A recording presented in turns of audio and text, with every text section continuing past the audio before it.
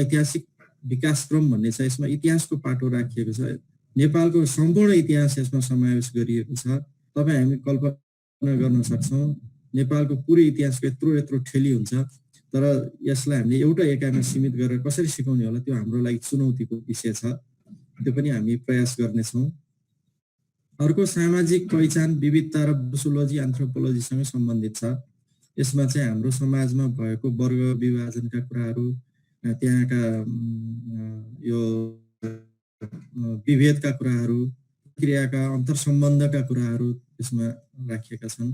त्यस्तै नागरिक चेतना र संविधान भन्ने छ। यसमा कक्षा 9-10 जस्तो नागरिक चेतनासँग सम्बन्धित विषयवस्तुहरू समावेश गरिएका छन्। संविधानका कुराहरू छन्, त्यसमा सुशासनका कुराहरू छन्, कार्यपालन, त्यस्तै गरी बस्ती सहजीकरण, सांख्यिकी भनेर जनसङ्ख्याको धेरै विषय यसमा समावेश भएको छ। जनसङ्ख्या भूगोल दुइटै आउँछ।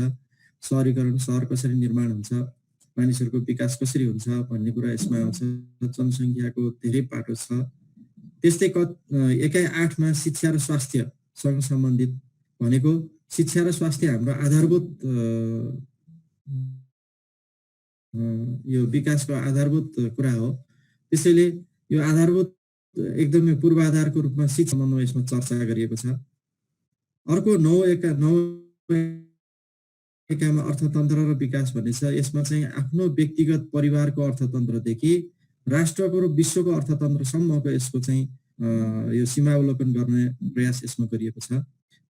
र अन्त्यमा चाहिँ नेपालको अन्तर्राष्ट्रिय सम्बन्ध र समसामयिक विषयवस्तु भन्ने छ। यसमा नेपालको छिमेकी देशसँगको सम्बन्ध, कूटनैतिक सम्बन्ध र अनि समसामयिक घटनाहरूसँग कसरी साक्षात्कार हुने, त्यसलाई कसरी विश्लेषण गर्ने भन्ने कुराहरूसँग सम्बन्धित कुराहरू यसमा रहेको छ। यी 10वटा एकाइहरूमा समेटिएका कुराहरूलाई हामीले विषयवस्तुको रूपमा हेर्ने हो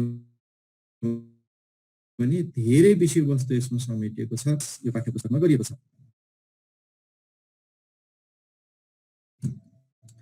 अब मैले यहाँ पाठ्यक्रमले तोकेका 10वटा विषय त्यो थुप्रै चाहिँ रहेका छन्। ती सिकाइ उपलब्धिहरू सबै भन्नुभन्दा पनि मुख्य सिकाइ उपलब्धिहरू मैले यहाँ चर्चा गर्न खोजेको छु। प्रत्येक एकाइबाट कम्तीमा एकैवटा सिकाइ उपलब्धि ताकि यसले चाहिँ अरू सिकाइ उपलब्धिलाई पनि यसको प्रतिनिधित्व गरोस् भन्ने हिसाबले छोटो समयमा तपाईँहरूलाई अलिकति साक्षात्कार गर्न मात्रै खोजेको। यसमा एकाइ 1मा समाजसँग सम्बन्धित तथ्याङ्क र सूचना सङ्कलनका विधिहरूसँग परिचित भई तथ्याङ्क र सूचना सङ्कलन गर्न भन्ने छ।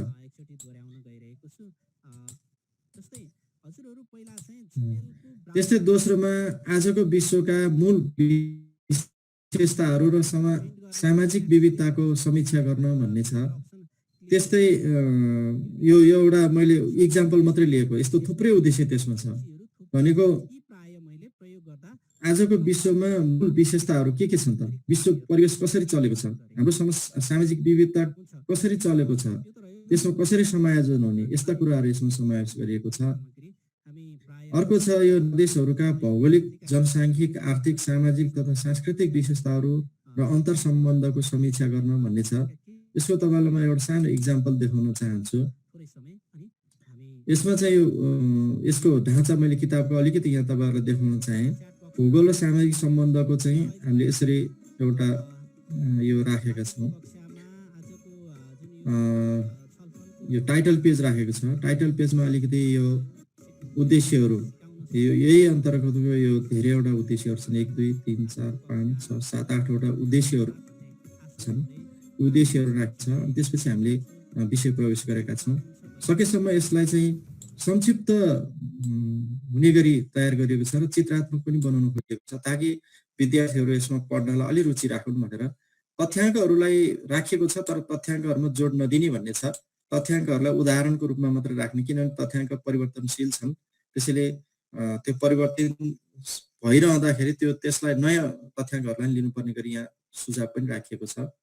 यसरी हामीले पाठहरू, एउटा पाठ चाहिँ बढीमा 3 पेज, 3 देखि 4 पेजको, नत्र 2 पेज, 3 पेज, 4 पेजको एउटा पाठ त्यसरी राखेको, जबकि यही पाठ तपाईँ हामीले सामान्य रूपमा ट्रेडिसनल ढाँचाबाट लेख्ने हो भने 10 पेज भन्दा घटेको हुँदैन।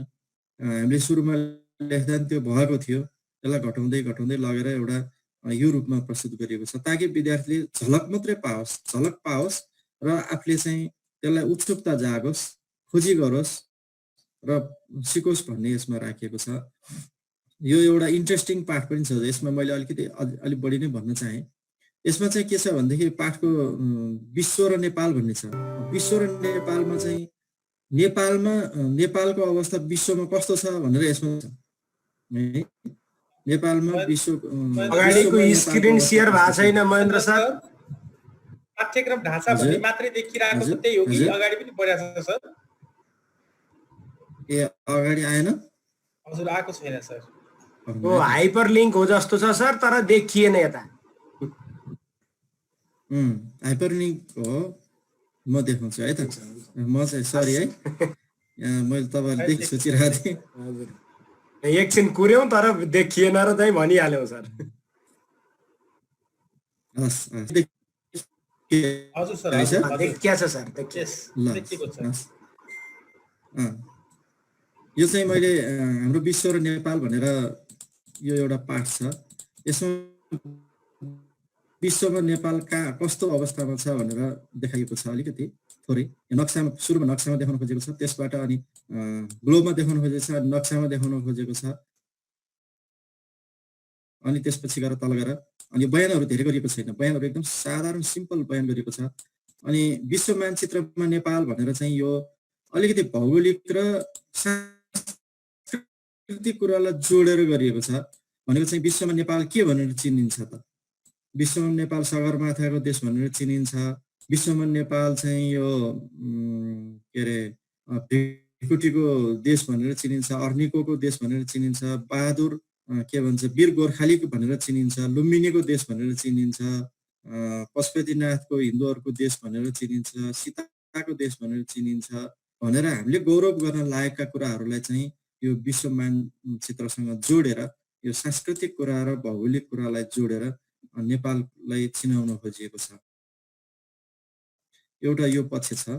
त्यस्तै गरी अर्को मैले छोटकरीमा भन्छु, अर्को चाहिँ विश्वको भौगोलिक विशेषताहरू के छन् भन्दाखेरि चाहिँ हामीले इकोलोजिकल पाटोलाई बढी जोड दिएर यो हावापानी र धरातलीय स्वरूप वनस्पति तीनटा कुरालाई लिएर अनि त्यहाँको जनजीवनलाई कसरी प्रभाव पारेको छ भनेर थोरैमा गरेको छ। र यहाँ आफूले बयान गर्ने, किताबमा बयान गर्ने भन्दा पनि विद्यार्थीलाई खोज्नलाई बढी प्रेरित गरिएको छ है। मैले एक दुईवटा इक्जाम्पल यहाँ तपाईँहरूलाई देखाउँछु।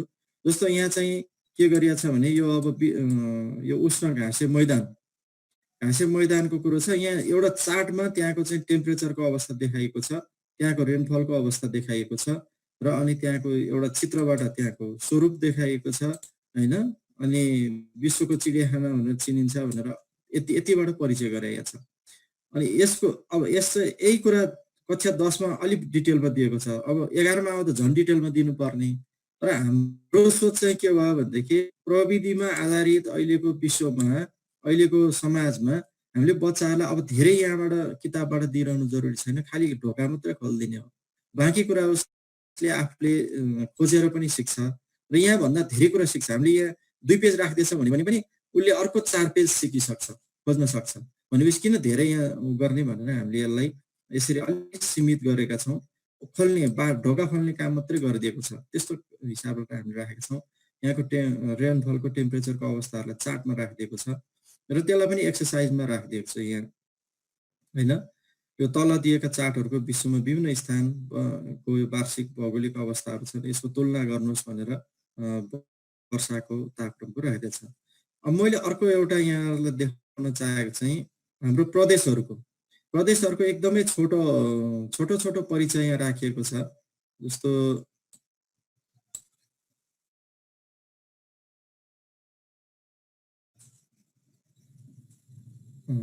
अब 1 नम्बर प्रदेश भन्यो हैन, नक्सा राखिदिएको छ, त्यसको लोगो छ।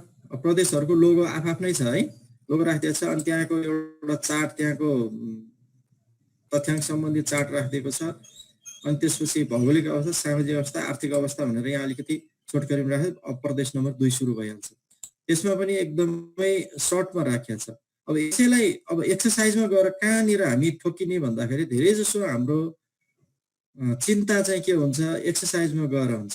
त्यहाँ के भन्छौँ हामी नि परीक्षामा कस्तो क्वेसन आउँछ, परीक्षामा विद्यार्थीले के गर्ने हो, मैले के सिकायो भने परीक्षामा बढी पास हुन सक्छ भनेर हामीलाई बढी चिन्ता लाग्छ।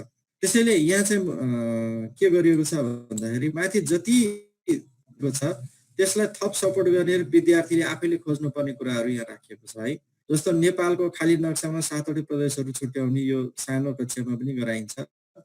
कक्षालाई 7 समूह विभाजन गरेर एटलस हेरेर एक एकवटा प्रदेशको सिमाना त्यसको भित्र पर्ने जिल्लाको सूची तयार गर्ने र अनि सबैले सकेपछि पाले पालो प्रस्तुत गर्ने भन्ने छ। त्यसै गरी एक समूहले एक प्रदेशको जिम्मा लिएर 7वटै प्रदेशको आर्थिक सामाजिक भौगोलिक अवस्थाको अध्ययन गरी हाजिरी जवाफ प्रतियोगिता सञ्चालन गर्ने भन्ने राखेको छ। भनेको अर्थ अब 11 को विद्यार्थीलाई पनि हामीले हाम्रो बानी के परेछ, लेक्चर दिने बानी परेछ। अगाडि टक्क टिचर उभियो अनि विद्यार्थीहरू हुता हुन्छन् अनि 1 घण्टा सरल नोट लेखाउँदै हैन अथवा चाहिँ बोर्डमा टिप्दै व्याख्या गर्ने चलन छ र अनि बाई भनेर हिँड्ने चलन छ। त्योलाई अब तोड्नु पर्छ। अब कक्षामा इन्टरेक्सन हुनुपर्छ। कक्षामा विद्यार्थीहरू बीचमा चाहिँ विषयवस्तुलाई खोजी गर्ने, प्रस्तुत गर्ने, असाइनमेन्टहरू जाने, त्यसको प्रस्तुत गर्ने हुनुपर्छ भन्ने कुरालाई यसले बोकेको छ। अलिकति त्यसैले यो अलि फरक जस्तो लाग्न सक्छ। कतिपयलाई सुरुमा कक्षामा जाँदा असहज जस्तो पनि लाग्न सक्छ। जो मावि तल स्कुलमा पढाइराख्नु भएको छ उहाँलाई चाहिँ त्यति गाह्रो लाग्दैन, तर जो +2 मात्रै पढाइरहेको साथीहरूलाई अलिकति असहज लाग्न सक्छ। त्यहाँ विद्यार्थीहरूलाई त्यत्रो विद्यार्थीहरूलाई कहाँ यस्तो इन्टरेक्सन गर्ने टक्क गरेर दिने जस्तो लाग्न सक्छ। तर यो अलिकति केही समय लाग्छ बानी लाग्नको लागि। अनि त्यस्तै यहाँ तालिका भर्ने 7वटै प्रदेश कार्य दिएको छ। प्रोजेक्ट वर्क सबै एकाइमा दिएको छ। धेरै लगभग अधिकांश पाठमा प्रोजेक्ट वर्क छ। प्रोजेक्ट वर्कमा के गरिएको छ भने समूहमा बसेर निम्न कुराहरू समावेश गरी आफ्नो प्रदेशको विकासका लागि योजना तयार पार। अब विकासको योजना उसले तयार पार्नु पर्ने छ आफ्नो प्रदेशको। त्यहाँको सम्भावना के छ, के राख्दाखेरि होला, आफ्नो प्रदेशलाई कस्तो बनाउँदाखेरि होला, अनि विकास निर्माण गर्नुपर्ने मुख्य क्षेत्रहरू कुन कुन होला, गर्नुपर्ने मुख्य कामहरू के होला, अपेक्षित उपलब्धिहरू के होला भनेर उनीहरूले आफूसँग भएको नलेजलाई उपयोग गरेर अब यहाँ के हुन सक्छ, के प्रश्न उठ्न सक्छ भने विद्यार्थीले यस्तो कार्य गर्नको लागि त डेटा चाहियो, विद्यार्थीले अन्तबाट कहाँबाट खोज्ने, उसलाई चाहिँ प्री नलेज चाहियो भन्ने कुराहरू हुन सक्छ। तर यहाँ चाहिँ के कल्पना गरिएको भनेदेखि विद्यार्थीसँग जे नलेज छ त्यो नलेजमा अलिकति उसले खोजोस् र त्यसका आधारमा उसले तयार गरोस् भन्ने अपेक्षा गरिएको हो। अब अलि चलाख विद्यार्थी जान्छ नै त्यसलाई झनै राम्रै हुन्छ, नभए भने पनि अरूले पनि यो गरून् भन्ने उद्देश्य राखेको छ। र एउटा चाहिँ प्रदेशको प्रचार प्रसार गर्ने, ब्रोस्योर तयार गर्ने भन्ने छ। यसबाट चाहिँ उसले एउटा योजना बनाउन पनि सिक्छ, ब्रोस्योर बनाउन पनि सिक्छ र त्यो आफ्नो भविष्यको लागि एउटा परिकल्पना गर्ने एउटा बानीको पनि विकास हुन्छ हैन। यस्तो खालको सोच चाहिँ यसमा राखिएको छ।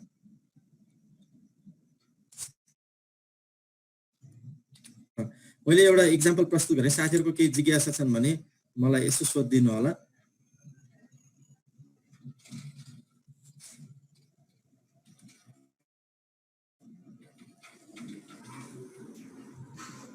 बृहस्पति सर, दिल्ली सर, यहाँ एउटा यस्तो यो नयाँ नक्सा हो जस्तो छैन त सर भनेर यहाँ सायद अब यो अहिले कुरा चाहिँ गरे नयाँ आउँछ सर, नयाँ आउँछ। यो अस्ति त्यहाँ नयाँ आउनुभन्दा अगाडिको हो, यो नयाँ आउँछ, त्यसमा त चिन्तै नगर। अरू त लगभग त्यस्तो चाहिँ जिज्ञासा छैन। एउटा त्यो अगाडि स्क्रिन नआएको कुरा लेख्नु भएको छ हैन। अरू त्यस्तो त्यति नयाँ केही देखिया छैन सर। ठिक छ सर। ल हस्, म अब अर्को एउटा इक्जाम्पल प्रस्तुत गर्न चाहन्छु।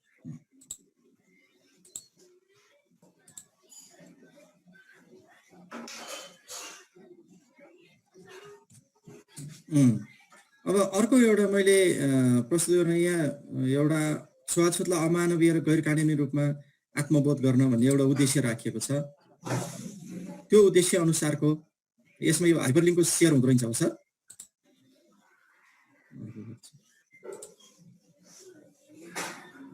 ए होइन कम्प्युटरको सेयर त हुनुपर्ने हो।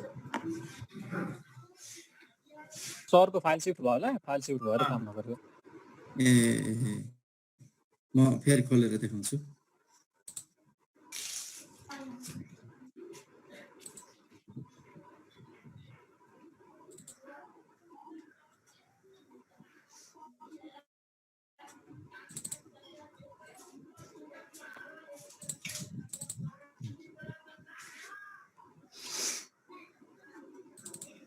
यसमा चाहिँ के गरेको छ, सामाजिक अहिले सेयर भयो, हाम्रो छुवाछुतको कुराहरू,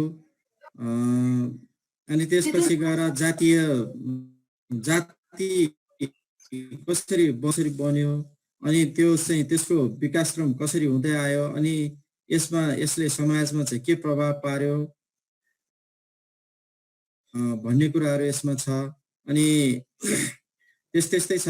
अनि यसलाई मैले थोरैमा यसमा अलिक बढी व्याख्या छ, मैले एउटा इक्जाम्पल दिन चाहे। जस्तो अब हाम्रो विद्यार्थीले गर्नुपर्ने कुरा चाहिँ के हो भनेदेखि, पढ्ने कुरा त त्यहाँ थोरै छ, जातीय विभेद र छुवाछुतका विरुद्धमा जनचेतना जगाउन नाराहरू तयार गर्नुहोस्। उक्त नाराहरूलाई ठुला अक्षरमा लेखेर वा पम्पलेट बनाएर सार्वजनिक स्थलमा प्रदर्शन गर्नुहोस् अथवा सामाजिक सञ्जालबाट पोस्ट गर्नुहोस् भनेको छ। यसले चाहिँ उसलाई आफूलाई पनि त्यो पोस्ट गर्ने बेलामा यो गर्न नहुने रहेछ भन्ने फिलिङ होस्, र उसले प्रदर्शन गरेको चिजबाट अरूलाई पनि अब त्यस्तो भएछ, हामीले गर्न नहुने रहेछ भन्ने कुराहरू होस् भनेर यस्तो खालको एक्टिभिटी त्यहाँ राखिदिएको छ। त्यस्तै गरी यो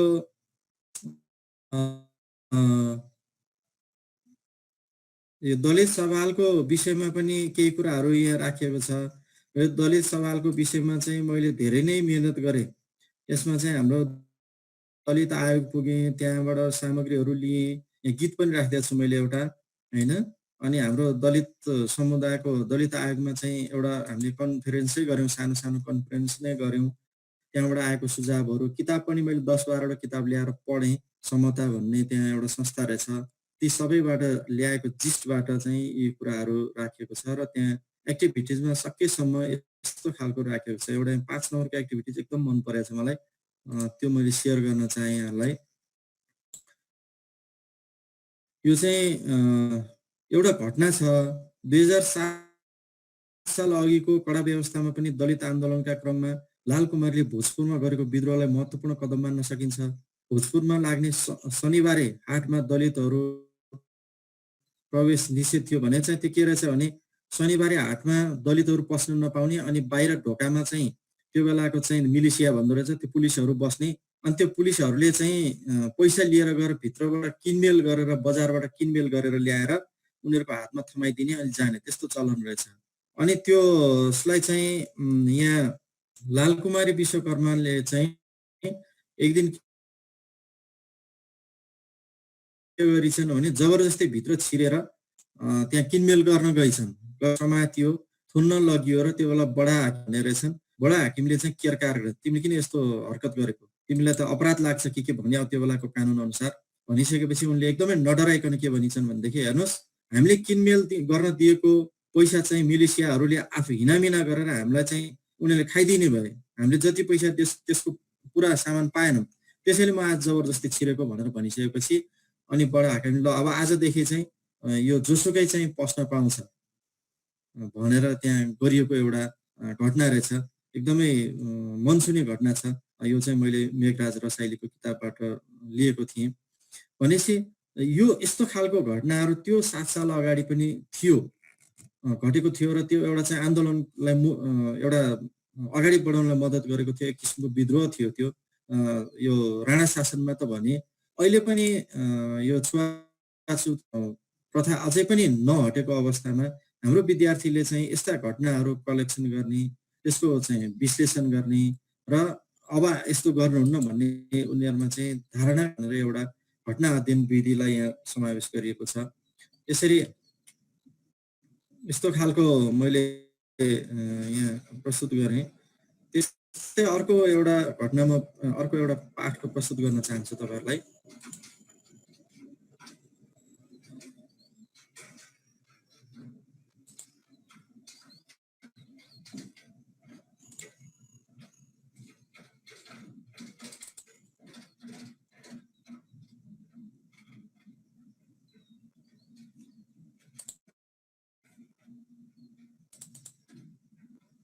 यो नेपालको अर्थतन्त्र भन्ने छ।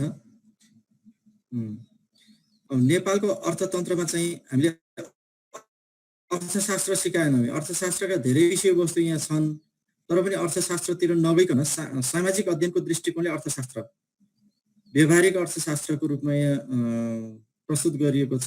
र यहाँ चाहिँ केही कथाहरू राखिएको छ।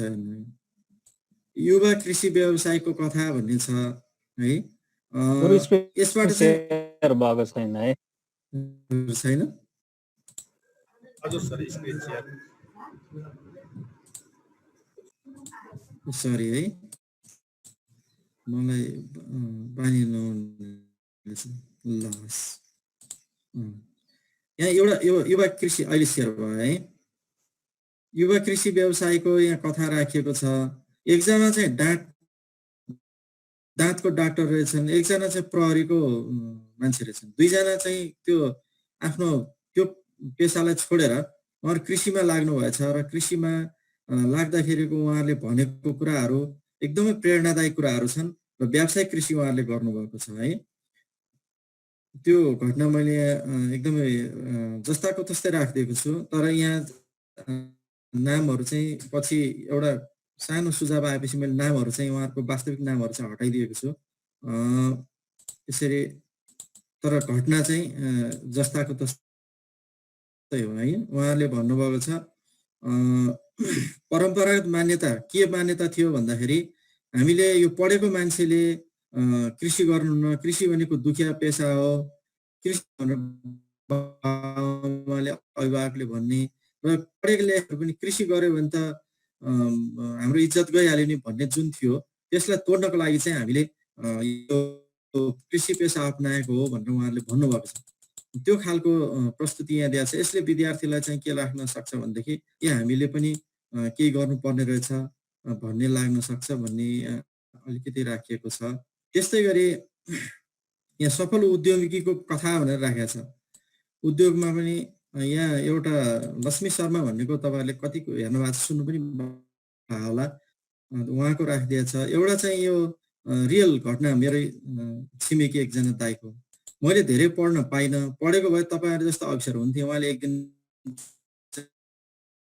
हामीसँग भनेको हुन्थ्यो होला, तर मलाई विश्वास छैन। अफिसरको भन्दा बढी आम्दानी हुन्छ, मेरो आफ्नै व्यवसायमा सन्तुष्ट छु, सानै उमेरदेखि कामको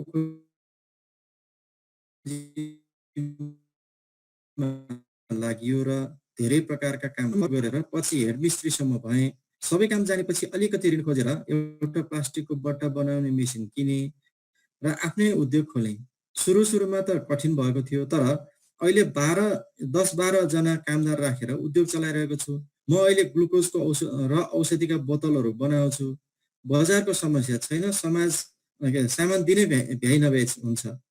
सबै खर्च कटाएर मासिक 1-1.5 लाख रुपियाँ नाफा हुन्छ।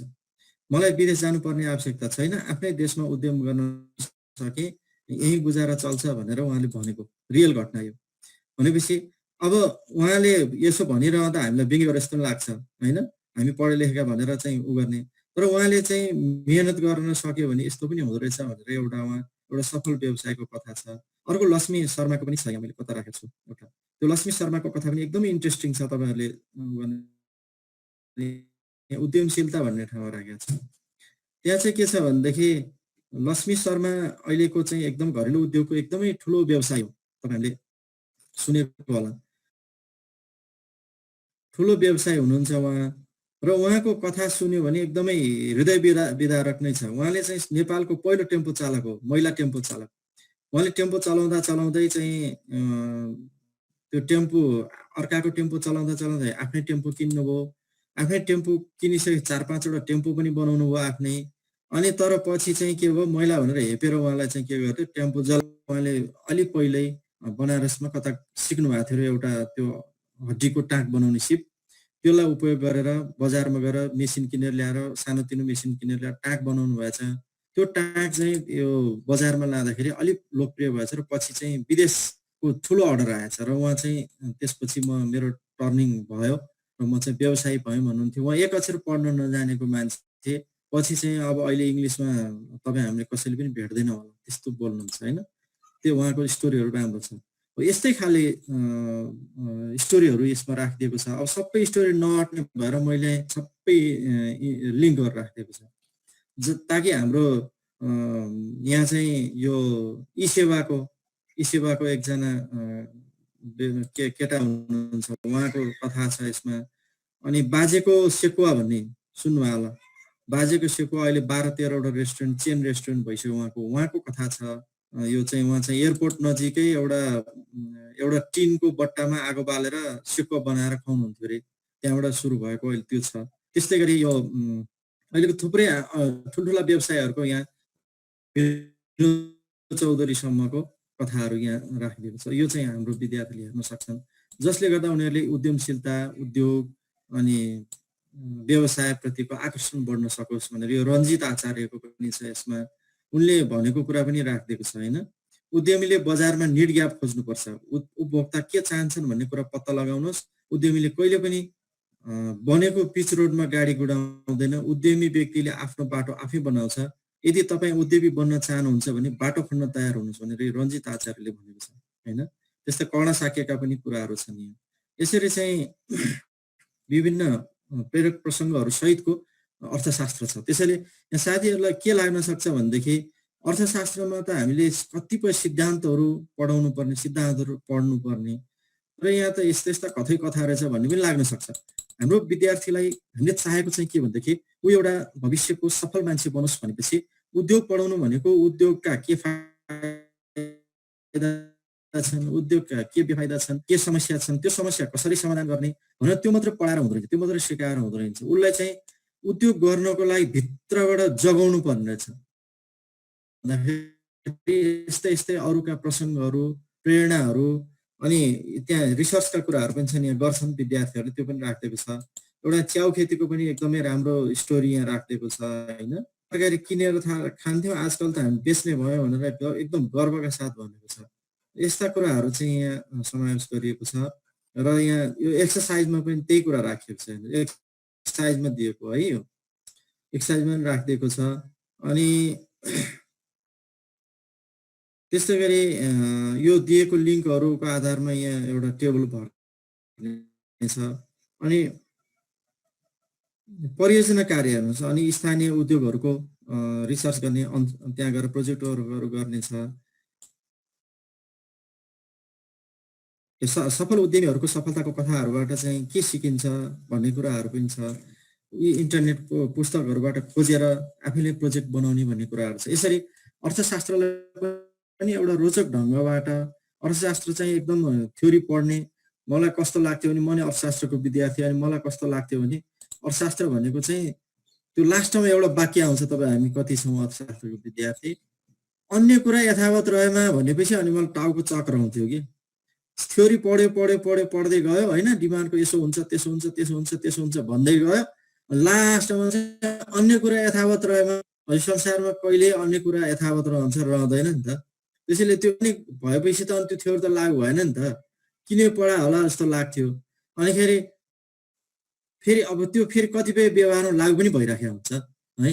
हो त्यसैले त्यो चाहिँ एउटा कोरा थ्योरीको रूपमा मात्रै हामीले पढ्थ्यौँ, हामीले बुझ्न पनि गाह्रो थियो भने यो चाहिँ व्यवहारिक अर्थशास्त्रको रूपमा मान्छेले कसरी चाहिँ आम्दानी गर्छन्, कसरी उद्यम गर्छन्, कसरी खर्च गर्छन् भन्ने कुरासँग यहाँको समस्या राखेँ। त्यस्तै अर्को एउटा प्रसङ्ग मैले देखाउन चाहे तपाईँहरूलाई।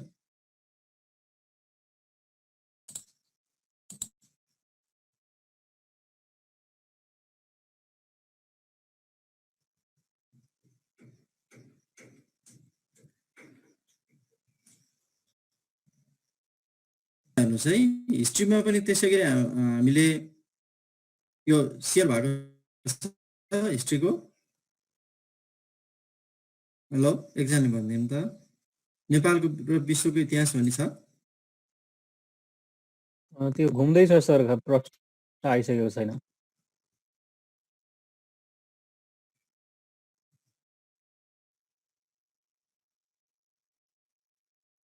यसलाई मेरो इन्टरनेट आज विक छ, आवाज पनि आइरहेको छैन क्या? आवाज आएको छ सर। अब आयो? आज हजुर देख हस्। अब हेर्नुहोस् यो नेपालको इतिहास पुरै यसमा राखिदिएको छ तपाईँको प्राचीन कालदेखि लिएर होइन, प्राचीन कालदेखि लिएर आधुनिक काल अहिलेको सम्मको सम्पूर्ण कुरा राखिदिएको छ। त्यसैले अब यो त ठुलो जटिल विषय हो। अनि त्यसले गर्दा यसलाई कसरी सिकाउने त भन्दाखेरि चाहिँ अब यसलाई हामीले चाहिँ कसरी सानो बनाउने, विद्यार्थीलाई सिकाउनु पनि पर्नेछ, भोगाउनु पनि छैन, भोकाएर साध्य पनि छैन भनेपछि यसलाई चाहिँ कसरी सानो बनाउन सकिन्छ भनेर एकदमै सोच विचार गरेका छौँ। अलिअलि कम्पाइल गर्न बाँकी छ, अलिअलि मिलाउन बाँकी छ, हामी गर्दैछौँ। भनेपछि अब यसमा चाहिँ हामीले के गर्यौँ भनेदेखि प्राचीन इतिहासलाई एकदम सर्टमा अलिकति एउटा यस्तो के तथ्यहरू राखिएको छ, अनि टेबलहरू राखिदिएको छ। हेर्नुहोस् है, यस्तो टेबलहरू राखिदिएको छ। अब गोपाल राजवंशावलीको अलिकति राखिदियो, अनि त्यसपछि उनीहरूको राजाहरूको नामको कुरा अलिकति राखिदियो, अनि मानदेवको वंशको कुरा अलिकति राखिदियो, अनि त्यो बेलाको चाहिँ प्रशासनिक पदहरू के थिए हेर्नुहोस् है। अब यो हामीले पहिलेको नेपाल परिचय र यसमा फरक हुनुपर्छ भन्नेमा एकदमै ठुलो जोड छ। जम्मा त अब लेखिएको इतिहास यति हो हेर्नुहोस् होइन, एक पेज पनि छैन। त्यहाँको प्रशासनिक अवस्था यो राखिएको छ। अनि अब यहाँ क्रियाकलापमा दिएको छ हेर्नुहोस्, क्रियाकलापमा चाहिँ के दिएको छ भनेदेखि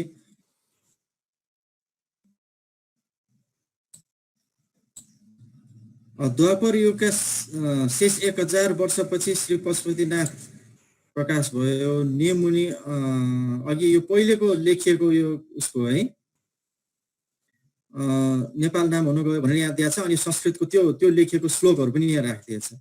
भनेपछि यो कुरा त हाम्रो विद्यार्थीले जहाँ पायो पढ्न पाउँदैन नि त होइन, यस्तो कुरा पनि हुँदो रहेछ। अब यो कहाँ लेखिएको छ भनेर उसले खोजी पनि गरोस् र यो चाहिँ उसलाई रोचक पनि लागोस् भन्ने हिसाबले यसरी एकदमै तथ्यहरू खोजेर यहाँ राखिदिएको छ। त्यसको धेरै व्याख्या गरिएको छैन। अर्को यहाँ अर्थतन्त्रको एउटा तपाईँलाई देखाउन चाहन्छु, रोचक छ त्यहाँ।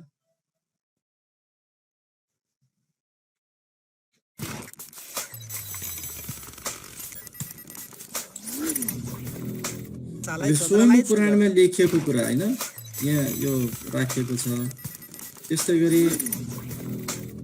जनरलाइज्ड गर्दाखेरि दुईवटै अप्सनलाई एकचोटि सर र हाम्रो हिन्दू ग्रन्थसँग हाम्रो नेपालको कुरा जोडेर पनि राखिएको छ हेर्नुहोस् है दोहोर्याउन गइरहेको छु। होइन।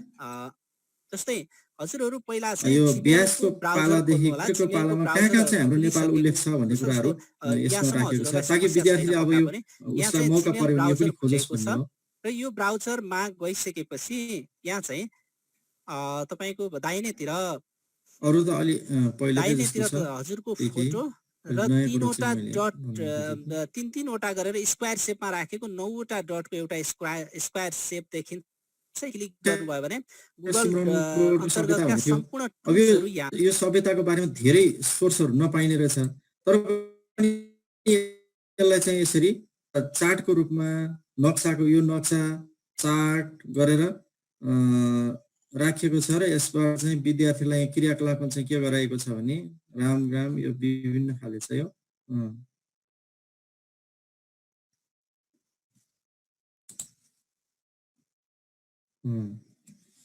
क्रियाकलापमा के राखेको छ भने हेर्नु है, तपाईले पर्यटन गाइडको रूपमा पर्यटकलाई तिरुवालाकोट र सिमरौनगढको लैजानु पर्यो, लिएर जानु भयो भने पर्यटकले के प्रश्नहरू सोध्ने होलान्, तपाईले के जवाफ दिनुहुनेछ, प्रश्न र जवाफ लेख्नुहोस् र प्रश्न र जवाफलाई समेटेर प्रतिवेदन बनाई कक्षामा प्रस्तुत गर्नुहोस् भनेको छ के। भने अर्थ चाहिँ हामीले त्यो माथिको चाहिँ पुरा घोकेर बसोस् होइन कि उसले चाहिँ अलि नयाँ भनेर जानकारी ल्याओस् भन्ने हिसाबले यस्तो खालको क्रियाकलाप राखिएको छ। त्यस्तै गरी यहाँ अर्को हजुर हजुर एकैछिन मैले 2 मिनेट समय रोके सर, 2 मिनेट मात्रै। हाम्रो यस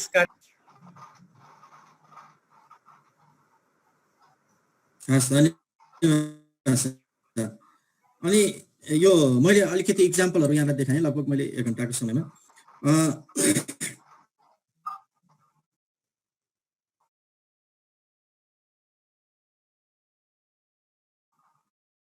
हाम्रो विद्यार्थीको लागि भन्दाखेरि चाहिँ हिजोसम्म हामीले हाम्रो विद्यार्थीलाई के भनिराख्यौ भनेदेखि जति तिमीले धेरै घोक्न सक्यौ त्यति तिमीले नम्बर ल्याउँछौ। के पनि नम्बर पनि ल्याए, +2 मा A+ ल्याए, तर हाम्रो विद्यार्थी त्यो सर्टिफिकेट हातमा पर्न भ्याउँदा नभ्याउँदै ऊ चाहिँ के हुने भयो भन्दाखेरि कि त देश छोडेर जाने भयो, के होइन भनेदेखि घर छोडेर जाने भयो, हेर्नुहोस्, समाज छोडेर जाने भयो। जसले गर्दाखेरि चाहिँ तपाईँ हामी अभिभावकलाई, हाम्रा अभिभावकलाई हामीलाई चाहिँ के पीडा भइरहेको छ भनेदेखि अहिले यो कोरोनाको महामारीले यसलाई अलिकति जगाइदिएको छ होइन। वास्तवमा हाम्रो समाजप्रति चाहिँ हाम्रो विद्यार्थीहरू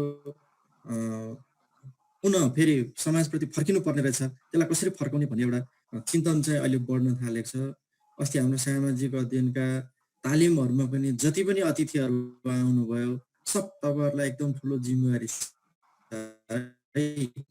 तपाईँहरूले चाहिँ हाम्रो बच्चाहरूलाई यही काम गर्ने, यही प्रोत्साहित गर्ने, यही अध्ययन गर्ने, अनुसन्धान गर्ने गरी बनाइदिनु पर्यो एउटा असर। अस्ति हरेक अतिथिहरू त्यही भन्नुभएको छ, त्यही सन्देश दिएर जानुभएको छ। त्यसैले अबको 11को कक्षाको जुन पाठ्य पुस्तक आउँछ, हाम्रो त पाठ्य पुस्तकमा आधारित सिकाइ हो अहिलेसम्मलाई, त्यसलाई हामीले तोड्न सकेका छैनौँ।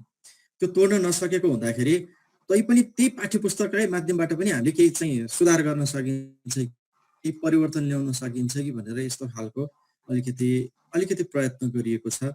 तपाईँलाई लाग्न सक्छ 9-10 मा पढाइरहने साथीहरूलाई 9-10 को जस्तो जस्तै रहेछ भन्ने लाग्न सक्छ। हो, वास्तवमा 9-10 को जस्तो जस्तै नै हो, त्यो कन्टिन्यू त्यसमा गरिएको छ।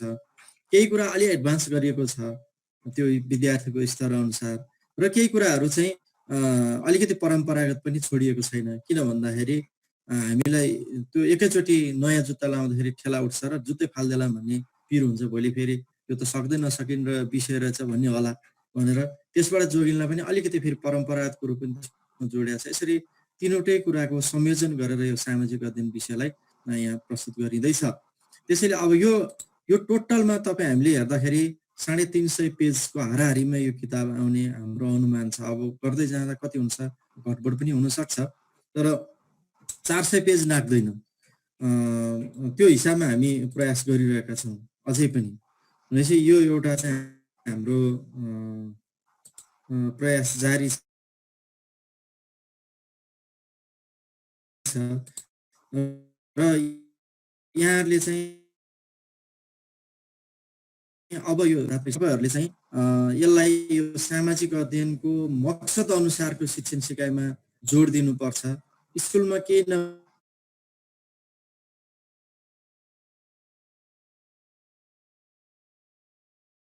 भने पनि सामान्य 700 को सिकोस्,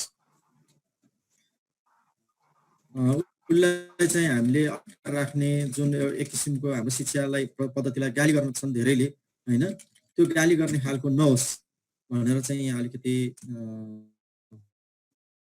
प्रयत्न गरिएको छ भन्दै मैले यो सामाजिक अध्ययन विषयको पाठ्य पुस्तक र पाठ्यक्रमको विषयमा चाहिँ अलिकति यो करिब 1 घण्टाको समय मैले यहाँ तपाईँहरूसँग पौने घण्टाको समय बिताएँ। यसमा तपाईँहरूको केही जिज्ञासा छ भने राख्नु होला, अनि म अर्को एउटा विषयमा म प्रस्तुत गर्न चाहन्छु। यहाँ साथीहरूको के जिज्ञासा छ सर? पहिलो कुरा त यो इन्टिग्रेटेड विषय हो कि होइन भन्ने कुरा गर्नु भएको छ सर। हजुर, यो विषयमा सरले जानकारी गराइदिनु पर्यो। हजुर गर्दै जाउँ है त। 11 को पाठ्यक्रम एकीकृत विषय होइन, यसमा एउटा यहाँहरूले गर्नु होला। 11 को पाठ्यक्रम चाहिँ डिसिप्लिनरी नै हो। 11 को पाठ्यक्रममा त्यस अन्तर्गतको सामाजिक अध्ययन विषय पनि इन्टिग्रेटेड रूपमा आएको छैन। यहाँ मैले अघि देखाएँ हिस्ट्रीकै ढाँचामा आएको छ, जियोग्राफीको, तर त्यसको व्यवहारिक पक्षलाई मात्र तानेर उजागर गर्न खोजिएको छ। त्यसैले यो एकीकृत चाहिँ होइन, मिक्स चाहिँ हो फेरि होइन। जस्तो मैले जियोग्राफीमा पनि कल्चरल कुरा देखाएँ तपाईँहरूलाई अघि, हिस्ट्रीमा पनि जियोग्राफी कुरा देखाएँ होइन। यस्तो चाहिँ मिक्स चाहिँ हुन्छ, एकअर्कामा अन्तर्निर्भर चाहिँ हुन्छ, अन्तर्सम्बन्धित छ, अन्तर्सम्बन्धित हो तर एकीकृत होइन अर्को के थियो जिज्ञासा? धन्यवाद सर। त्यति हो सर, राम्रो छ सर, अत्यन्त सान्दर्भिक कक्षा भएको छ भन्नुभएको छ, पोजिटिभ कमेन्टहरू आएको छ।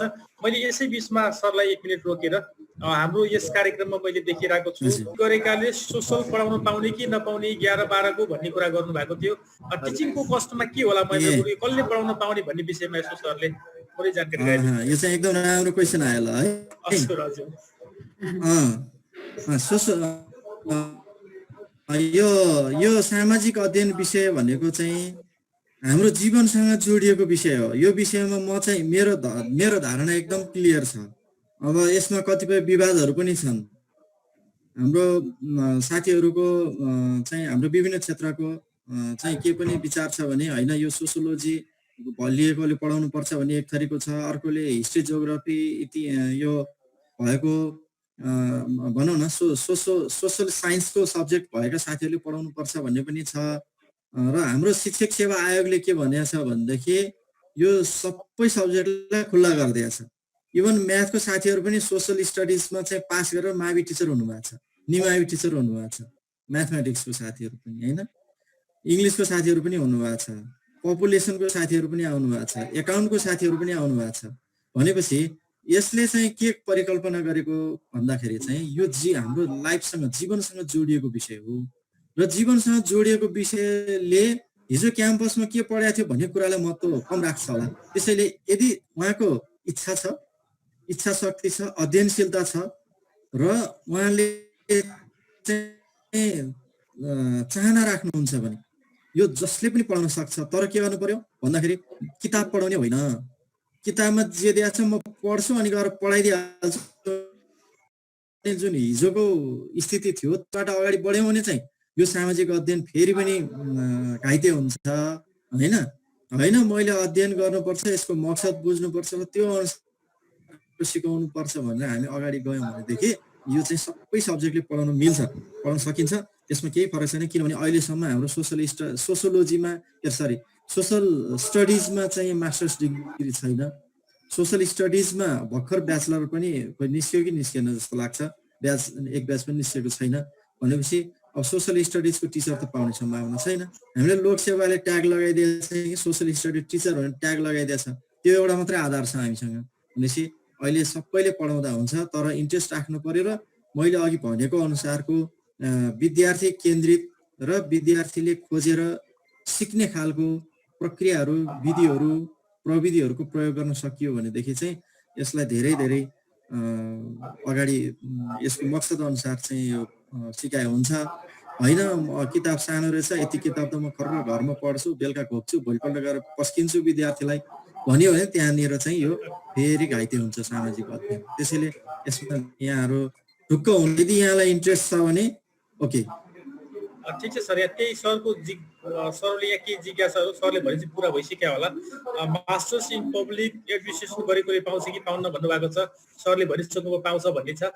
कक्षा 11 को पाठ्यक्रम यही क्षेत्रबाट लागू हुने हो कि होइन भन्नुभएको छ। यो विषय चाहिँ अहिलेदेखि लागू हो नि छैन? अहिलेदेखि लागू हुने हो। त्यसै गरी अर्को जिज्ञासा यहाँ कार्यतालिकै छ होइन? छ सर। अर्को साथीले सामाजिक अध्ययनमा नै डिग्री गरेका शिक्षकहरू त छैनन् होला नि, सिप पढाउने हो आइसकेको छ सर। Thank you sir. यही कुराहरू छ, केही छ त्यस्तो नयाँ न्यू करिकुलमको ट्रेनिङ हुन्छ कि हुन्न भनेर सोध्नु भएको छ। सरकारले के गर्छ थाहा छैन, सोसम र एसटिएफले सुरु गरिसक्यो, यो ट्रेनिङै हो भन्ने लाग्छ मलाई चाहिँ। Thank you sir. यही कुराहरू छ। हुन्छ सरकारी स्तरबाट पनि हुन्छ, तर सरकारी स्तरबाट सीमित कोटाहरू छ, त्यसको प्रशासनिक कुराहरू छन् होइन, आर्थिक कुराहरू छन्। त्यसैले सरकारी स्तरबाट मासमा चाहिँ हाम्रो जस्तो यस्तो नहुन सक्छ। तर हामी सोसनबाट, एसटिएफसीबाट यस्तै हामी त्यही क्षेत्रमा लागेको फोरमहरूबाट चाहिँ यहाँलाई भरमकदुर त्यसका ट्रेनिङहरू गराउँछ। अब आज त मैले खालि अलिकति यसो झलक मात्रै देखाएको होइन, सानो यसो झल्याक झुलुक मात्रै देखाएको। अब त्यसमा फेरि भित्र विषयवस्तु छिरेर गर्ने बुझ्नुपर्ने कुराहरू छ।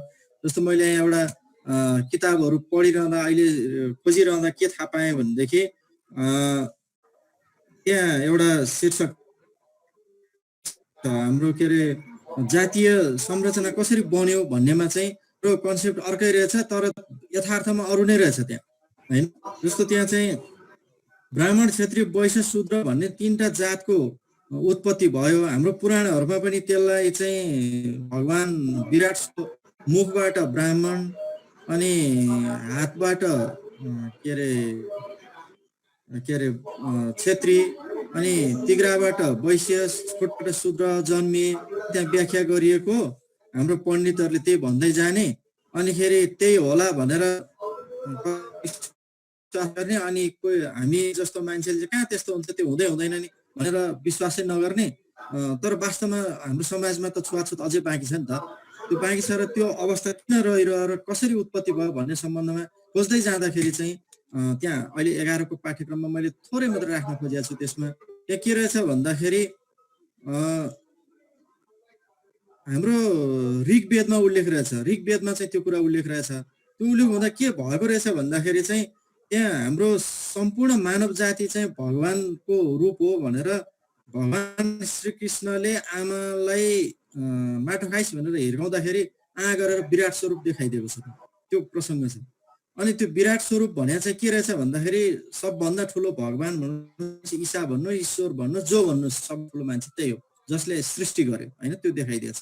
त्यो सृष्टिको चाहिँ एउटा अङ्ग जसरी चल्यो नि, टाउको, शरीर, खुट्टा जसरी चल्यो, त्यस्तै गरी हाम्रो समाजलाई पनि त्यो बेलामा के गर्नुपर्ने रहेछ भने त्यो बेलामा त एकदमै एक अर्कासँग त्यो समूहमा बस्ने हाम्रो एउटा समूहले अर्को समूहलाई देखिन नसक्ने, आक्रमण गरेर त्यसका लुटेर खानु पाए हाम्रो युग।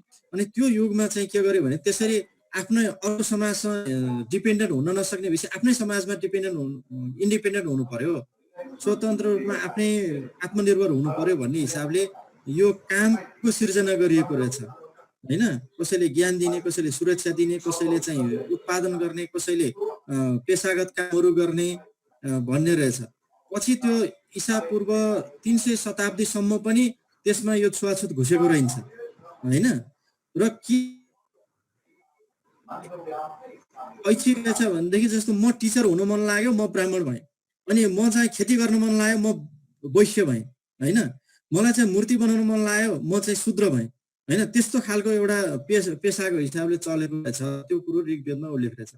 पछिको मनुस्मृतिमा कालमा भनेको ईसाको 14औं शताब्दी भन्दा माथि आइसकेपछि चाहिँ फेरि त्यसमा चाहिँ अब दासहरूलाई घुसाइएछ। दासहरूलाई घुसाएको भनेको युद्ध गरियो, एउटा देशले अर्को देशलाई, एउटा समाजले अर्को समाजलाई आक्रमण गर्यो, जित्यो, हारेकाहरूलाई दास बनाउने, त्यो दासहरूलाई शूद्र बनाइयो। त्यो ब्राह्मण थियो भने शूद्र भयो, त्यो वैश्य थियो भने नि शूद्रै थियो भने नि शूद्र भयो, क्षेत्री थियो भने नि शूद्र भयो। त्यस लगिएको रहेछ। अझ पछाडि अनि त्यो दासलाई चाहिँ अमान्य व्यवहार गर्ने, त्यसलाई छुवाछुतको व्यवहार गर्न थाल्यो। अनि त्यसपछि गएर फेरि अनि त्यसको छोराछोरी जन्मेकोहरू फेरि शूद्रै हुँदै गए। त्यसरी राखिएको रहेछ। अझै पछाडि गइसकेपछि के भएछ भन्दाखेरि उपल्लो वर्गले चाहिँ केही अनैतिक काम गर्यो भने त्यसलाई पनि शूद्रमा हालिदिने, त्यसलाई छुवाछुतको व्यवहार गरिदिने। त्यस्तो गर्दै गर्दै जाँदाखेरि त्यो शूद्र वर्ग भनेर यस्तो जमात, यस्तो एउटा समूह बनेछ जसले चाहिँ त्यो वर्गलाई चाहिँ अनि छुवाछुत गर्ने जस्तो व्यवहार गर्न थालिएछ।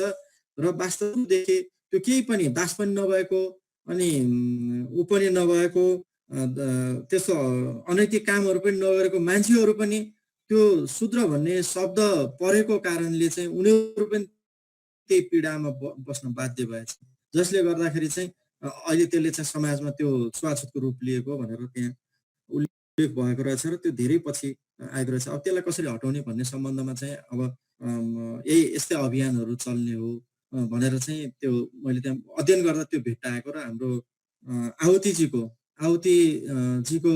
धेरै ठाउँमा मैले भाषणहरू पनि धेरै युट्युबमा खोजेर हेरेँ। उहाँको पुस्तककै कुराहरू थाहा भयो भनेपछि हामीलाई थाहा भयो नभएको पाटोहरू धेरै कुरा हुने रहेछ। यस्तो कुराहरू चाहिँ हाम्रो विद्यार्थीलाई खोज्ने र यो सबै कथाहरू लेखिएको छैन। र त्यहाँ चाहिँ उसले अब खोज्ने ठाउँहरू प्रशस्त छन्, अहिले त युट्युबहरू छन्, अरू छन् भन्ने हिसाबले राखेको छु। म अलिकति इक्जाम्पल चाहिँ उनी जियोग्राफी नै पढाइ हुनुपर्छ भन्ने छैन। जसले पनि पढाउन सक्छौँ, जसले पनि सिकाउन सक्छौँ, तर इन्ट्रेस्ट हुनु पर्यो र त्यो सिकाउने तरिका टेक्निक चाहिँ थाहा हुनु पर्यो भन्ने मलाई लाग्छ। अब म यहाँ रोकेर अर्को टपिकमा जाउँ सर। ठिकै छ सर, यहाँ दुईटा कुरा मात्रै आएको छ, मैले यसलाई जोडेँ। एउटा यो मिडियमको कुरा अबदेखि सामाजिक नेपालीमै पढाउनु पर्ने भन्ने कुरा भएको छ। कक्षा 11 मा अहिले नेपालीमा हो कि अङ्ग्रेजीमा पनि पढाउनु पाइने हो भन्नुभएको छ सर। कक्षा 11 मा नेपालीमा जिज्ञासा। अनि अर्को चाहिँ के भन्नुभएको छ भने यो 6 देखि 10 सम्म परियोजना कार्य भएको कारणले गर्दा नि कोर्स सक्न समस्या भयो, 11 मा पनि त्यसरी निरन्तरता पाउने भयो कि हो सर भन्नुभएको छ।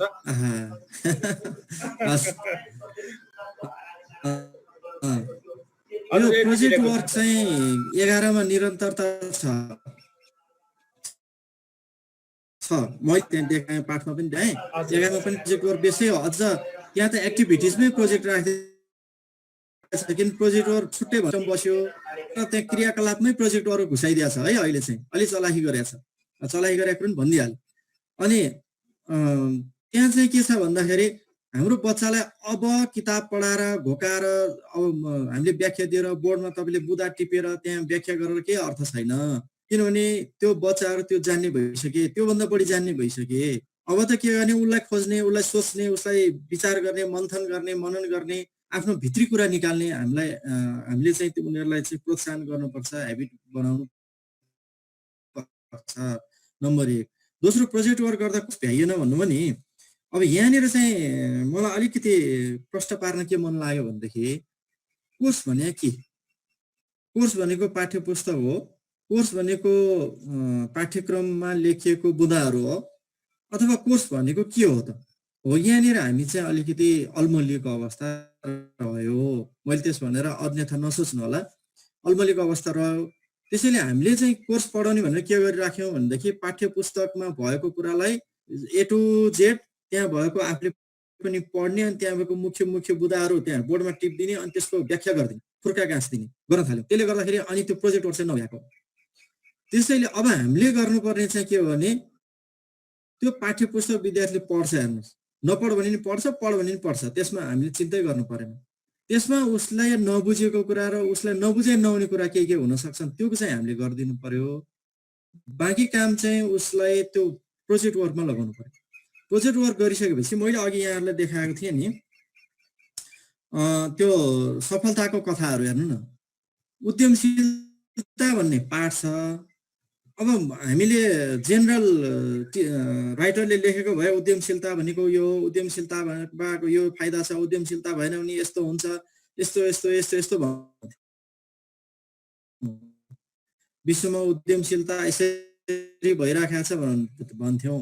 अनि त्यहाँ क्वेसन तल उद्यमशीलताको महत्त्व लेख्नुहोस्, उद्यमशीलताको फाइदा लेख्नुहोस्, उद्यमशीलता भएको मान्छे र नभएको के भन्छ, यस्तो के भनेर भन्थ्यौँ होला, विश्लेषण गर्नुहोस् भन्थ्यौँ होला। त्यसबाट विद्यार्थीले के सिक्यो त? केही पनि सिकेन होइन। अब हाम्रो यो पाठ राख्नुको उद्देश्य चाहिँ त्यो विद्यार्थी उद्यमशील बन्नु पर्यो, त्यो बन्नलाई भित्रदेखि आउनु पर्यो, उसलाई प्रेरणा आउनु पर्यो।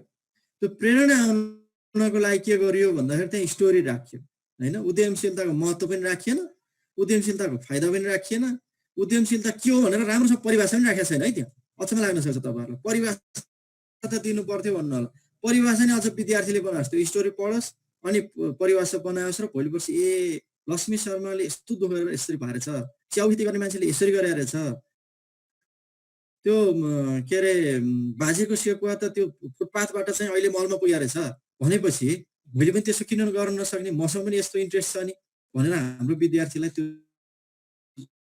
प्रेरणा मिलोस्, आपद पर्दा अप्ठ्यारो पर्दा नआत्तियोस् भन्ने चाहिँ हो। त्यसैले प्रोजेक्ट वर्क गराउने भनेको हामीले फिल्ड भिजिट लाने होइन मात्रै होइन, त्यो पनि हो, फिल्ड भिजिट लाने मात्रै होइन।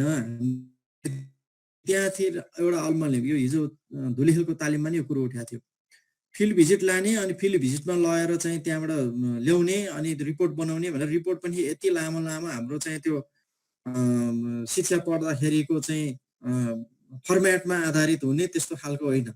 त्यहाँ के देख्यो, उसले के सोध्नु पर्ने हो, के बुझ्यो, त्यो बुझेको कुरालाई सेयरिङ गर्ने होइन।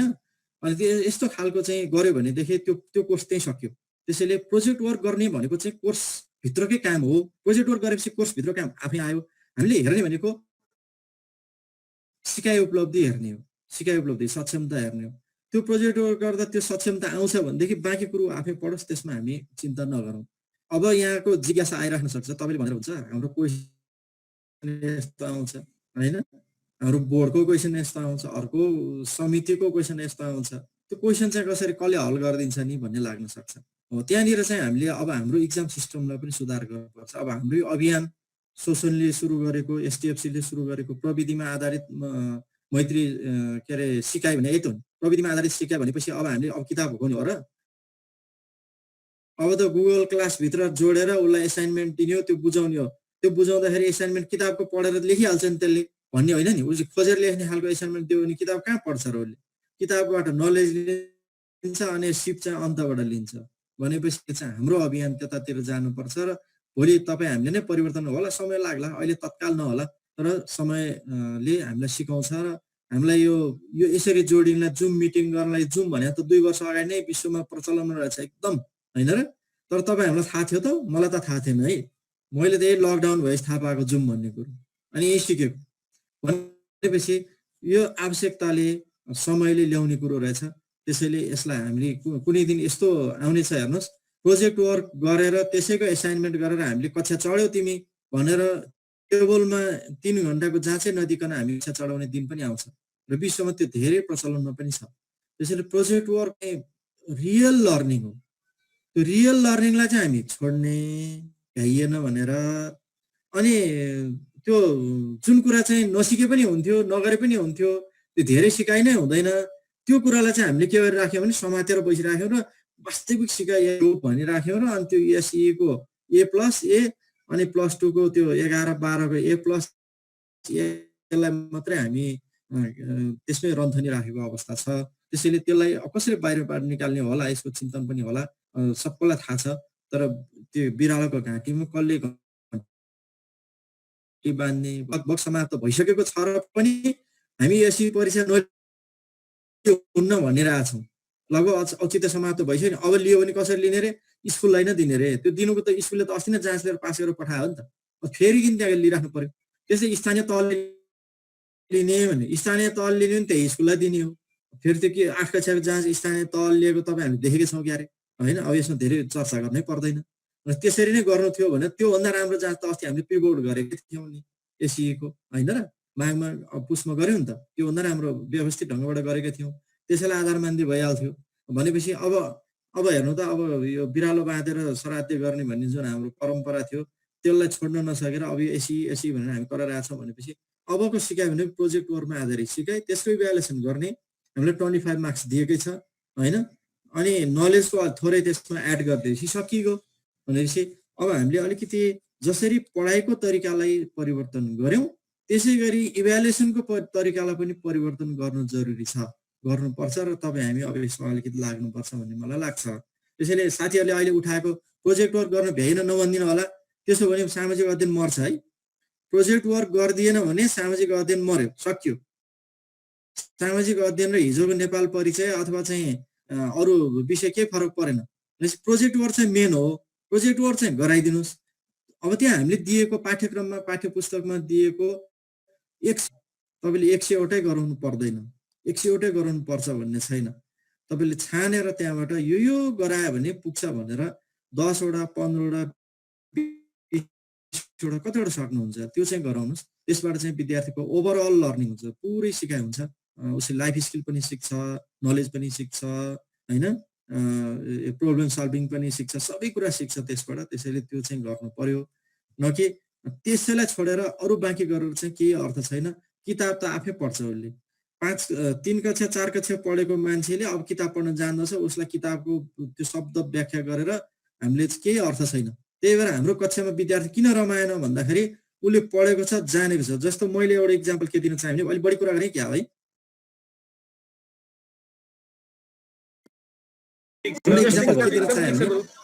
मेरो सानो नानी छ भाइको छोरी यहाँ अहिले 7 मा गयो, अनि अस्ति मैले स्कुलमा गएर किताब ल्याइदिएँ, उसको अहिले कामै अहिले टन्न पढेर बसिरहेको छ, किन नयाँ किताब छ, उसलाई इन्ट्रेस्ट लागेको च्याप्टर, पोएमहरू स्टोरीहरू त्यस्तो गर्छ, ड्रइङ गर्छ, त्यहाँ एक्सर्साइज पनि उसलाई आउने सर्ट गरिरहेको छ, त्यो बुकमा भर्न मिल्ने बुकमै गरिरहेको छ, नमिल्ने कपी हिजो कपी ल्याइदिने कपी ल्याइदिने कपीमै गरिराखेको छ।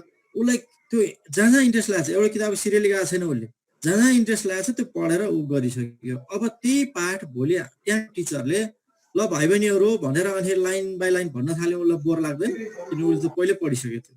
अब त्यसैले अब हामीले चाहिँ त्यतातिरबाट अलिकति आफूलाई स्केप गरेर अब प्रोजेक्ट वर्कमा अलिकति उसले सिक्ने कुराहरूमा, आफै सिक्ने कुराहरूमा अथवा साथीसँग सिक्ने कुराहरूमा, खोज्ने कुराहरूमा, सिर्जना गर्ने कुराहरूमा अलिक जोड दिनु पर्यो भन्ने मेरो आग्रह छ। मैले यति भन्न चाहेँ है त। हस् सर। हस् सर, हस्। अब म एउटा यो मैले नेपालको नक्साको अलिकति गरिदिन्छु भनेको थिएँ अस्ति। यहाँहरूलाई एउटा सानो मेथड म सिकाउँछु अनि त्यसपछि हामी टाइम कतिसम्म हो सर? 15 मिनेट जति छ सर। अब ल 15 मिनटमा भ्याइन्छ है।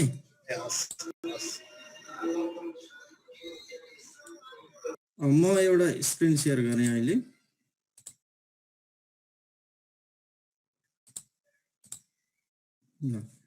अब मैले चाहिँ तपाईँहरूलाई नेपालको नक्सा कोर्ने विधि भनेर धेरै चिन्ताको विषय रहेको छ। यो तपाईँहरू सबैले सक्ने र विद्यार्थीले पनि सक्ने गाह्रो नभएको एउटा विधि तपाईँहरूलाई मैले छोटोमा सिकाउँछु। यो अहिले मेरो स्क्रिन सेयर भएको छ। पेन्ट हजुर देख्नु भएको छ है?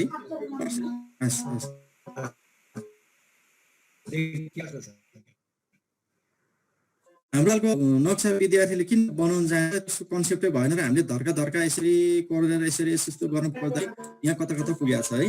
त्यही भएर विद्यार्थीलाई चाहिँ एकदम गाह्रो। कहिले यहाँबाट सुरु गर्छ यतातिर लैजान्छ, कसैले यता गर्छ सिधै तल यस्तो यस्तो लैजान्छ, अनि त्यो भएपछि उसले नसकेको। त्यसैले हामीले उसलाई एउटा कन्सेप्ट के सिकाउनु पर्छ भन्ने मलाई लाग्छ भनेदेखि हाम्रो नेपाल चाहिँ आयताकार छ भन्ने एउटा एकदमै यो कन्सेप्ट सिकाउनु पर्छ हैन। त्यसपछि त्यो आयत कस्तो छ भन्दाखेरि चाहिँ त्यो आयत ढल्किएको छ। म तपाईलाई अलिकति देखाउँछु यहाँ।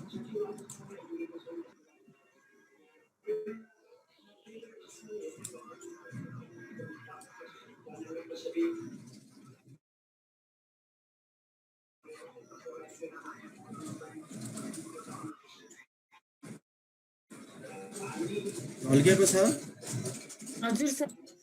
अलिकति बाङ्गो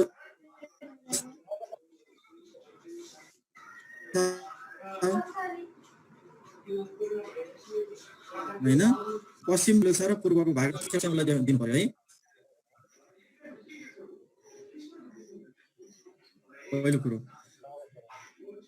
अनि तपाईले यो कन्सेप्ट सहितको चाहिँ यस्तो एउटा साँचो बनाउने, साँचोमा बनाउने तरिका म तपाईहरुलाई सिकाउँछु। साँचो बनाउने, साँचोमा मेट्दै मेट्दै तपाईले बनाउनु परे प्र्याक्टिस गर्नु होला है। यस्तो खालको यो अहिले मैले यो माउसबाट बनाउँदा त्यति राम्रो भएन, पेन्सिलबाट बनाउँदा एकदम फाइन हुन्छ है यो। अब यसलाई यो तपाईले कस्तो भयो भन्दा पश्चिमबाट पूर्वतर्फ ढल्किएको, पश्चिम भाग फराकिलो, यो खालको चाहिँ एउटा साँचो बनाउनु हाम्रो नेपाल यस्तै छ। अब यसमा हामीले के गर्छौँ, मेट्दै मेट्दै के गर्छौँ, यहाँ नेपालको नक्सा बनाउँछौँ। यो पूर्वदेखि पश्चिमसम्मको एउटा भागको यो आधा भाग यसरी आधा गर्ने, उत्तरी सिमानामा, दक्षिणी सिमानामा पनि यसै गरी एउटा आधा गर्ने।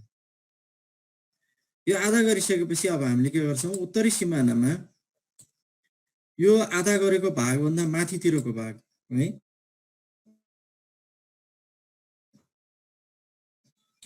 माथितिरको भागलाई यसरी मेट दिन्छौँ।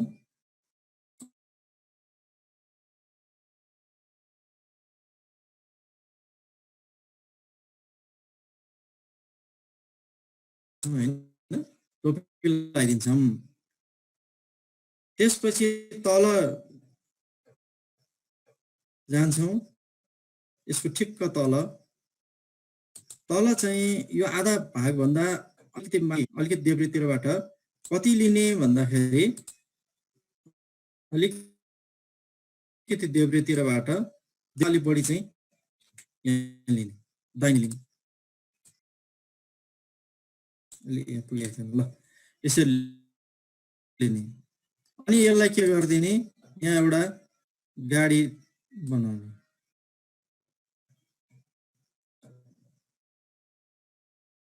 एक गाडी बनाइदिने है अलिकति राम्रो भएन माउसले गर्दाखेरि चिप्लिँदो रहेछ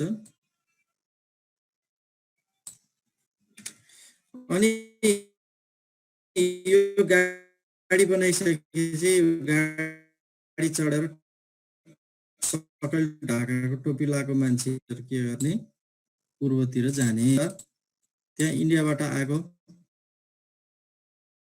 माछाको पुच्छर खाने है माछाको पुच्छर छ नि त यहाँ अलिकति ल है त्यसपछि ऊ के गर्छ कालापानी जान्छ कालापानी जान्छ एक स्टेप दुई स्टेप तीन स्टेप है तपाईले याद गर्नु भएको छ है तीन स्टेप तेस्रो स्टेपमा चाहिँ के छ यहाँ जे जे जस्तो गर्ने यो पुरानो नक्सा हो अब यहाँ हाम्रो त नयाँ त अलिकति थपिसकेको छ हाम्रो भूमि हैन त्यसैले अब यसमा हामी एउटा टोपी हालिहाल्छौं यो टोपीबाट यतातिर टोपी निस्केको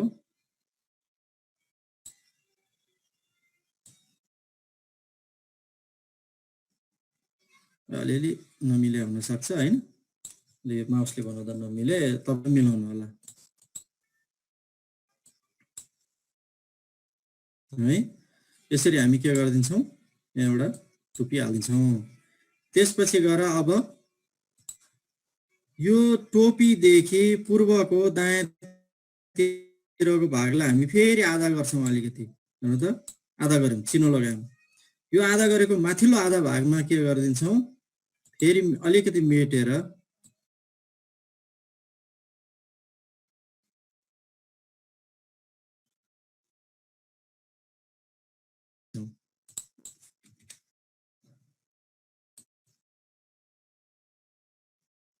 है उल्टो भी बनाइदिन्छौं अब यो दायाँतिरको आधा भागमा फेरि के गर्दिन्छौं यसरी मेट्छौं यहाँबाट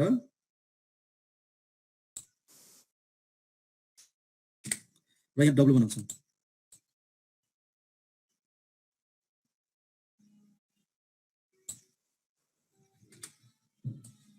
यहाँ डब्लु बनाइदिन्छौं है त्यसपछि गएर यो भागलाई अलिकति सगरमाथा भाग मिलाइदिन्छौं हामीले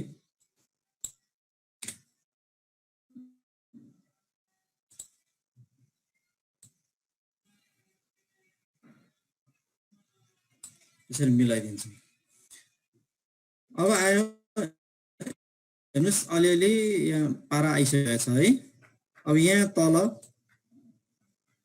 जनकपुरको भाग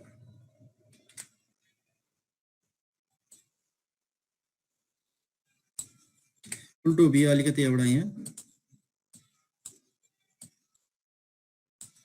त्यस्तै अर्को यहाँ कोशीको भाग यहाँ पनि उल्टो भी एउटा ल अब पश्चिमको भागलाई अलिकति मिलाइदिनु पर्छ यहाँनिर चाहिँ खुड्किला हाल्ने एउटा खुड्किला दुईटा खुड्किला हेर्नु है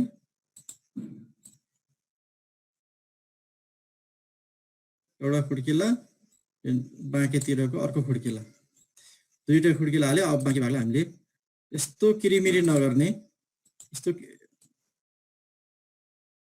यस्तो यस्तो यस्तो किरिमिरी नगर्ने है बिस्तारै स्मुथली मिलाउने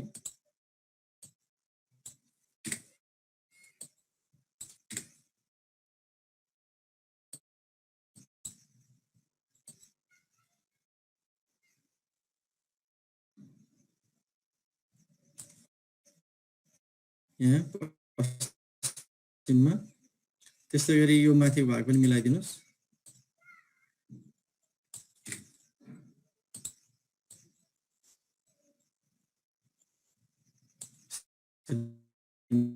मिलाइदिनु। अब यो भागलाई पनि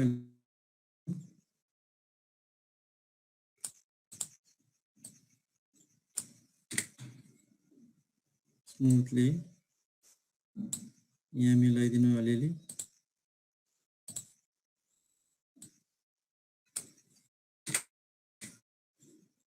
देखिरहेछ नि?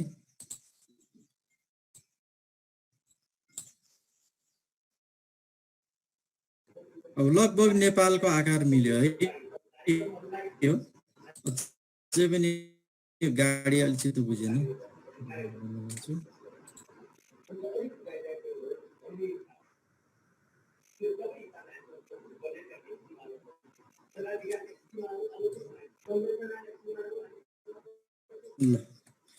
लगभग अब अलिअलि आकार आएको छ। यो हातले माउसले बनाउँदा अलि मिल्दै रहन्छ। तपाईँ सजिलो विधि छ है। अब नेपालको लगभग नक्सा तयार भयो। अब विद्यार्थीलाई चाहिँ के भन्नु पर्यो भनेदेखि यो तिमीले सामान्य आकार प्रकार मिलाउने हो, जस्ताको तस्तै हामीले पनि त्यो होइन मिलाउन सकिँदैन। त्यसैले सामान्य आकार प्रकार मिलाउने आफूले पनि बनाएर देखाउने हो। तपाईँ हामीलाई एउटा लाजमर्दो कुरा चाहिँ के छ भनेदेखि हाम्रो विद्यार्थी कसैले क्वेसन गर्दैन र मात्रै हामीले डराउँछ र मात्रै, अनि उसले नक्सा बनाएर तपाईँलाई बुझाउँछ, तपाईँले कहिले पनि के गरिदिनुहुन्न भनेदेखि आहा कस्तो राम्रो नक्सा बनायो भनेर भनिदिनुहुन्न। भनेको तपाईँ सबैलाई भनेन, मैले पनि भन्दिनँ। किन हामीलाई हाम्रो बानी लागेको के कस्तो छ भनेदेखि ठ्याक्कै त्यो किताबको जस्ता आहा भनिदिने, त्योभन्दा बाहेक भएन भने यहाँ मिलेन त्यहाँ मिलेन भनेर उसलाई ठोस लगाइदिने। तर अनि सर मिस हजुरले चाहिँ एउटा बनाएर देखाइदिनुहोस् न भन्ने 8 विद्यार्थीले गर्दैन र मात्रै हामी जोगिया छौँ। नभएदेखि हामी त्यहाँ हामी पानी हुनुपर्ने स्थिति छ। हामीलाई आफैलाई आउँदैन होइन हो। त्यसैले यो विधिबाट तपाईँले सिक्नुभयो भने तपाईँलाई पनि यो समस्याबाट समाधान हुने, विद्यार्थीले पनि यो थोरै समयमा, यसलाई म्याक्सिमम भनेको 5 देखि 6 मिनट लाग्छ यो बन्न। सर्ट मेट्दै सर्ट बनाउँछ, 5 देखि 6 मिनट लाग्छ। उसलाई जम्मा 13 मिनट समय, यसलाई 12-13 मिनट छुट्याएको छ। यो समय बचाएर उसले अरू क्वेसनहरू हल गर्न सक्छ उसलाई। त्यसैले यो विधि चाहिँ तपाईँहरूले आफू पनि सिक्नुहोस् र विद्यार्थीलाई पनि सिकाउनुहोस्। यो विधि भने चाहिँ के हो भन्दाखेरि यो आयत विधि अब यो कहाँ लेखिया छ, कहीँ पनि लेखिया छैन, मैले नै सिकाएको विधि हो। त्यसैले टिजीमा राखिदिएको छ, 9 को टिजीमा राखिदिएको छ मैले होइन। त्यहाँबाट तपाईँले हेर्न सक्नुहुन्छ, अझै डिटेलमा राखेको छ। अब विद्यार्थीलाई चाहिँ कति गर्यो भनेदेखि नम्बर दिने भन्दा यो 3 अङ्क आउँदैछ भने यसलाई 3 अङ्क दिए हुन्छ। मैले बनायो भने 3 अङ्क दिनुपर्ने हो, किनभने तपाईँले बनाएको हुन्थेन होला होइन। त्यसो भनेर होइन, यो वास्तवमा सामान्य आकार प्रकार मिल्ने भने के हो भन्दाखेरि यसको ढल्काइ मिल्नु पर्यो। पश्चिमको भाग माथि उठेको, तलको अलि होचो हुनु पर्यो, अलिकति बाङ्गिएको हुनु पर्यो। अनि पश्चिमको फराकिलो, पूर्वको साँगुरो हुनु पर्यो। अनि मेजर यो एउटा होइन, हेर्नु न यो देखिनु पर्यो होइन।